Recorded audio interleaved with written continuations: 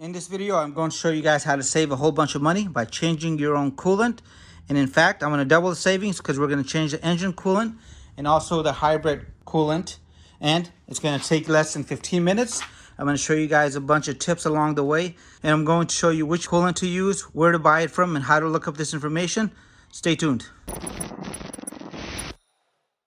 Hi everybody, welcome back to Random Fix. So today, I'm going to be changing the coolant on the engine and also on the hybrid components of this Toyota. And the hardest part is to actually jack up the vehicle. So let's go ahead and get the video started. I'm going to need roughly about 2 gallons of coolant, and your vehicle might be a little bit different. So if you have a question about your vehicle, stay tuned as I'm going to cover this a little bit more in depth towards the end. And also I'm going to need some sort of catch pan that can handle the 2 gallons. And some sort of creeper to get underneath, some tools, safety goggles, some piping if you want to go ahead and make sure that you don't make a big mess. And let's go ahead and remove the panels so we can get access to the components. And to make this job a little easier, once the vehicle has cooled off, you can confirm that by touching the pipes here. Go ahead and open up the caps for the engine coolant. And also for the hybrid components, if you're going to be servicing that. And now let's get underneath the vehicle and I'll show you guys what panels need to be removed. So we're underneath the vehicle, and on this Toyota, to get access to the front radiator section here, I need to remove this panel and this panel, and they're held on by these 10mm bolts here, all the way up and around. So I'm going to begin with removing these.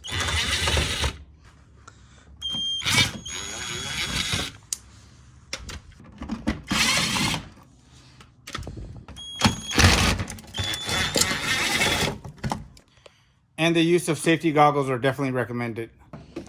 And once those 2 upper bolts are removed, the panel just drops down and it's out of my way. Now with the panels removed, these are going to be the drain ports for the coolant. So this particular one that I'm touching towards the front is actually connected to the hybrid component. So I'll do this last, but right above this orange connector up there, there is going to be the coolant drain port. And to get access to it, so in my vehicle, to drain the coolant, I'm going to have to remove this pin. And the coolant is just going to go and drain out. I do want to try to avoid any high voltage systems if you do have a hybrid vehicle. And for the hybrid system, this is the inverter coolant right here. So let me go ahead and start with the coolant first. And depending on the kind of vehicle you have, you will find outlets towards the bottom on either the passenger or driver's side. And on my vehicle, there's another auxiliary drain port right here as well. And as a pro tip, always try to use the coolant drain port that is further down. And I've gone through and removed the pin, and this is something you want to hang on to as you're going to need to replace it once the coolant has been drained. So I'm using a little hose here so I could try to divert that coolant as it drains down.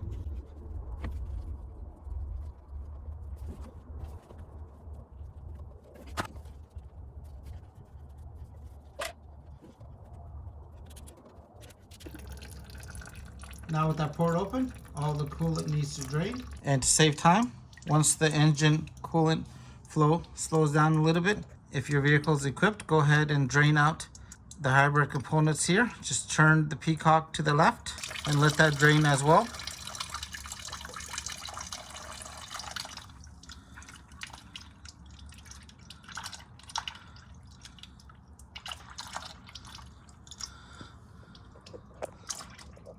And once the engine coolant and the hybrid system have stopped draining, if there's any other ports, you may want to go ahead and open up. So I have that port to the left, and I'm just going to go and let this drain out as well. And as a pro tip, when you're doing this, you may want to go ahead and try to grab the hose and point it down once the port is open. As you will notice, a lot more fluid will come out. And it's all about just taking your time and not being in a rush and making sure all that old fluid is out before you add your new fluid. So closing up the port on each vehicle is a little bit different. On this Prius hybrid, when I'm done with the engine coolant, I'm going to push the port up to close it. To open it, I would pull down. I'm going to insert the pin, and to close this up, turn to the right. And the same is true for that yellow port right there. That is still dripping. So while that is happening, I'm going to put the clip back in. So the clip is inserted, and I can confirm that it's closed, as I'm not able to pull down on the port to open it. So I've closed up all the ports on my vehicle. And if you wanted to go the extra mile, you could go ahead and even drain the coolant reservoir on this vehicle. I would just move this pin back and pull the hose off, and the contents of this reservoir would go ahead and drain. As you notice, I have very little in here, so this is not going to make a huge difference.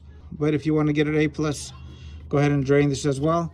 Make sure everything's nice and tight, as we're about to add the coolant back in. And now it's time to fill the coolant back up. So this is going to be my engine coolant, and that's my hybrid system. So this has a clear indication on the reservoir here between empty and full. This is full right here. And as far as the coolant for the engine, you want to go and leave yourself about 3/4 of an inch of space. And we're going to start pouring fluid now. And I'm using this 50/50 ready to use.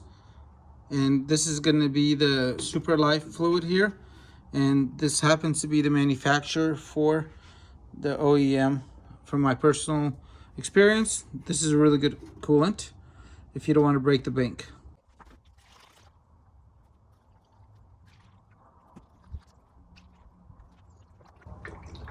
And to burp it, sometimes squeezing the hose does help.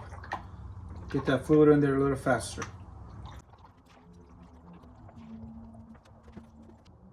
So I've gone ahead and topped off the engine coolant and the reservoir. Now we're going to focus on the hybrid system here. And your vehicle might not have a hybrid system. Coolant reservoir. So this is all about patience. And on the video I didn't show it, but I actually have been squeezing the tube here for the radiator, and also the one that is located right there, the bigger one. And if your vehicle has a hybrid system with an inverter, what I need to do is basically cycle the key on without the engine running, and this is going to go and drop. I want to make sure that it doesn't drop too much, as air is going to get in the system. It could potentially damage the pump. So I'm going to go and cycle the key on for a second. As you notice, the fluid level is dropping. We're about 3/8 to 20 millimeters away from being completely full. I'm going to let this burp out a little bit.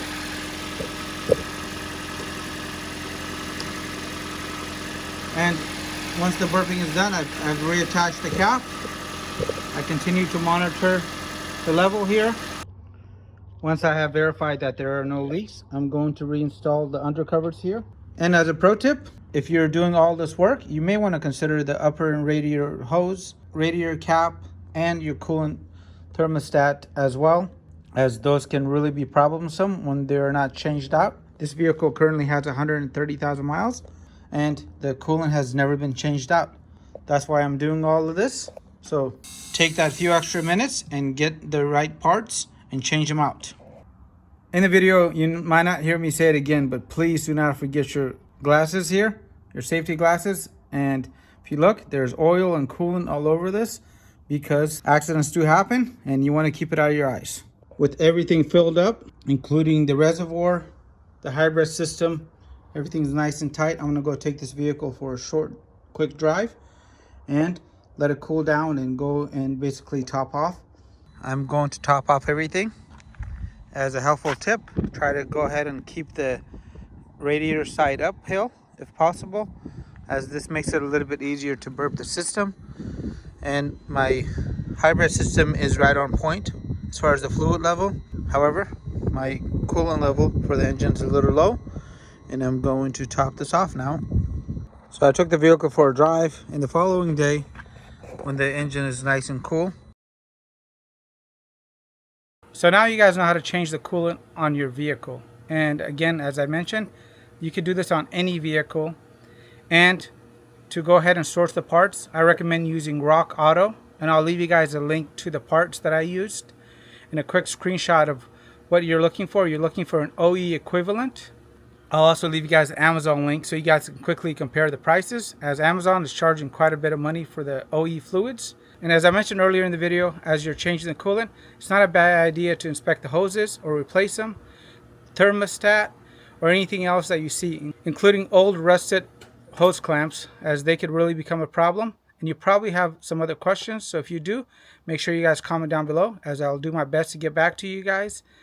And if there's something that I missed in this video that you feel is important, like the fact that you should go ahead and top off the fluid, make sure you guys comment down below and let me know what it is. If you found the video to be helpful, give the video a thumbs up, subscribe to the channel, and as always, make it a great day.